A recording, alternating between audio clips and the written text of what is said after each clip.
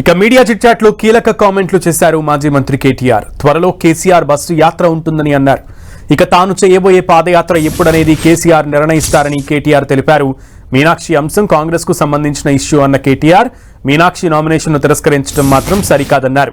మీనాక్షి నటరాజన్ విషయంలో ఎవరు ఉప్పు అందించారో అందరికీ తెలుసన్నారు.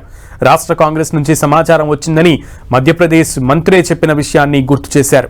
ఇక రేవంత్ రెడ్డిపై తనకు వ్యక్తిగతంగా ఎలాంటి కోపం లేదని, అయితే రేవంత్ రెడ్డి రాష్ట్రాన్ని 40 ఏళ్లు వెనక్కి తీసుకెళ్లారని కేటీఆర్ ఆరోపించారు.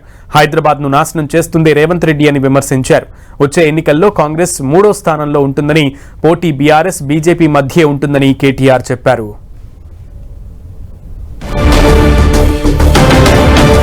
మీడియాని అడ్రస్ చేశారు కేటీఆర్. కీలక వ్యాఖ్యలు చేశారు.